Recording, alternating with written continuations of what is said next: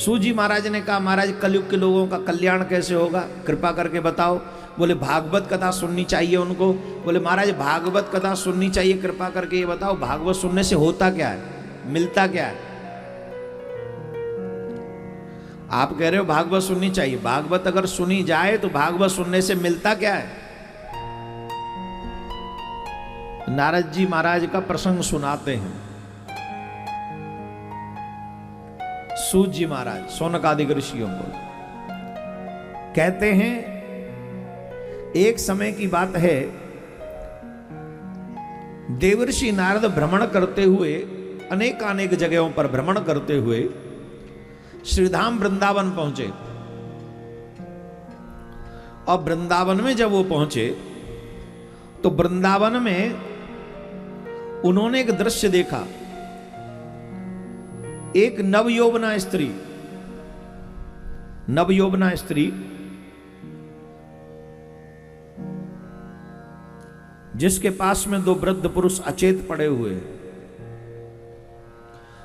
अनेकों स्त्रियां उसे धैर्य बंधा रही हैं, वो बड़ी जोर जोर से उन पुरुषों को देखकर रो रही है। वो स्त्री जब उन्हें देख देख के रो रही है तो संत वही है जो किसी का दुख न देख सके। संत कौन है? जरूरी नहीं कि कोई लाल कपड़ा पहन लेगा तो संत हो जाएगा, या सफेद कपड़ा पहन के डोलेगा तो बाबा जी हो जाएगा, ऐसा नहीं है। 5 किलो जटा बढ़ा ले तो जरूरी नहीं है।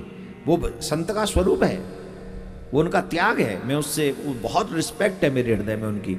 लेकिन आपका भी अगर दयालु स्वभाव है तो आप भी साधु है। आप जींस पहनते हो और आपका दयालु स्वभाव है, आपको जीवों पे दया आती है, आप किसी का दुख नहीं देख सकते, आप भी साधु है। आज हमारे समाज में से दया समाप्त हो रही है धीरे धीरे। हाँ या ना? जवाब दो। देहातियों की तरह नहीं, अब थोड़े हमारी तरह दो जवाब, ऊंचा बोलो पर रिस्पेक्टफुली है। हाँ जी, हाउ मत कह देना, हाउ बड़ा खतरनाक है, हम कई बार बोल चुके हैं हाउ। अच्छा बताओ, समाज में दया ज्यादा है कि कम है? 20 साल पहले, आप लोग जो सीनियर लोग हैं, बुजुर्ग लोग हैं, कृपा करके बताएं, 20-25 साल पहले जो गांव में दया प्रेम अपनापन था वो आज है? कहां चला गया वो? हम लोग तो वही हैं। किसने विदा कर दिया उसे? उसका जिम्मेदार कौन है? क्या हम लोग बिना एक दूसरे के सहयोग किए जिंदा रह सकते हैं? कितना भी कोई पैसे वाला सही, क्या बिना किसी के सहयोग के काम जी पाएगा वो? इस समाज में हर चीज आपका सहयोग कर रही है। वायु आपका सहयोग कर रही है, जल आपका सहयोग कर रहा है, सूर्य भगवान आपका सहयोग कर रहे हैं, पृथ्वी मां आकाश आपका सहयोग कर रहा है, ये वृक्ष आपका सहयोग कर रहे हैं। ऐसी गर्मी में चाहे आपको 5 किलोमीटर 2 किलोमीटर पैदल चलना पड़े और एक हरे पेड़ की छांव आपको मिल जाए तो आपको जीवन दान देने वाली वो छांव है, उसकी दया है। वो फल खुद नहीं खाता, वृक्ष आपको देता कि आप खा लो, ये उसकी दया है कि नहीं? जवाब दीजिए। तो वृक्षों ने तो दया नहीं छोड़ी, नदियों ने तो दया नहीं छोड़ी, पवन ने तो दया नहीं छोड़ी, अग्नि ने तो दया नहीं छोड़ी। हम ही दया छोड़ के क्यों बैठे? सिर्फ मानव ही क्यों बदल रहा है? क्योंकि मानव स्वार्थी होता जा रहा है। गांव से परिवार पे आया, परिवार से फैमिली पे आया, और फैमिली से अब खुद पे आ गया है। अब परिवार से भी कोई लेना देना नहीं है। बोलो ईमानदारी से, सही कह रहा हूं गलत कह रहा हूं? और कितने नीचे जाओगे? खुद से नीचे कहां जाओगे? अब बताओ। 20 साल में इतना गिरावट हो चुकी है हमारे स्वभाव की।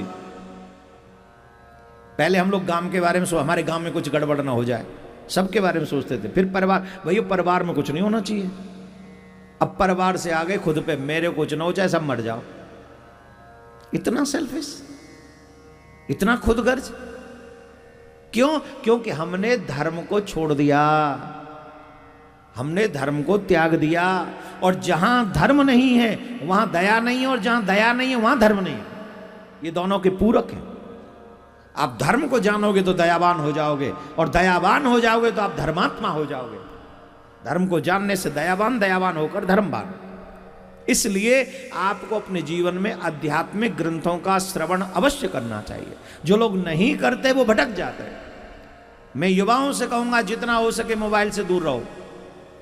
जितना हो सके फेसबुक व्हाट्सएप से दूर रहो, जितना हो सके मूवी और सीरियल से दूर रहो, जितना हो सके अपने दादी दादा के संग रहो, माँ बाप के संग रहो, जितना हो सके अपने रामायण के करीब रहो, जितना हो सके भगवान के पुराणों के करीब रहो, और जो अच्छाई मिले उसे जीवन में उतार लो। दुनिया से आगे ना निकल जाओ तो मेरा नाम बदल लो।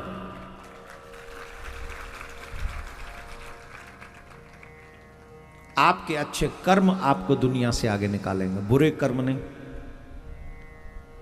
इसलिए दया नाम की चीज नहीं है वो, लेकिन संत वही जो दयावान है। संत कभी किसी का दुख नहीं देख सकता। जैसे संत देखते हैं कोई दुखी है, वो उनके मन में विचार आता है कि नहीं नहीं, इसके दुख को दूर करना चाहिए, क्या किया जाए जिससे इसका दुख दूर हो जाए। तो नारद जी के मन में हुआ कि चलो मैं थोड़ा समझाऊं, मैं समझूं कि ये क्यों दुखी है। तो जब समझाने के लिए आगे बढ़े तो उनको लगा करे ये स्त्री है, कहीं ऐसा ना हो बाद में कह दे तुम्हें क्या मतलब, बाबा जी हो अपने घर जाओ। तो ये सोच के जब नारद जी आगे बढ़े तो उन्होंने आवाज लगाई, भोभो साधु क्षणम तिष्ठ म चिंतामपि नाशय दर्शनम तव लोकस्य सर्वथा गहरम परम। भोभो साधु क्षणम तिष्ठ, साधु ठहरो, महात्मन ठहरो, मेरी चिंता को दूर करो, क्योंकि मैंने सुना है आप जैसे संतों का दर्शन करने से जीव का समस्त संताप नष्ट हो जाता है। बोलो राधे राधे। हाँ तो कितने आराम से बैठे हो भैया, मोह खोलो ने कहा। अब बता, हमसे लोग कहते महाराज लोग गांव में नहीं जाते। अब हम आए गए गांव में, अब देखते क्या करोगे तुम। अब तुम जोर से तो बोलो, ये आवाज है। कौन कौन कथा सुनता है? पहले सुनिए कभी टीवी पे या यूट्यूब पे सुनिए। अब फिर भी नहीं बोल रहे हो तुम। भाई टीवी पे यूट्यूब पे सुनने के बाद तो लोग आदत हो जाती है ना कि महाराज तो ये बुलवाते हैं, और ये तो हमारा वो क्या ब्रांड है, राधे राधे बोलना पड़ेगा। हम तो जहां जहां मान लोग देख के शकल ही देख के बोलने लग जाते हैं। अभी बोल रहे थे जब हम उतरे थे तो, है ना, क्या बोलना पड़ेगा? ये तो हमारे नाम से रजिस्टर्ड है, राधे राधे बोलना पड़ेगा।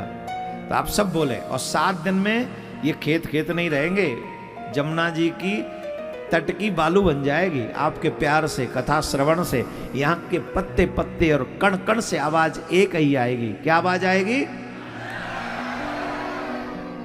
ऐसी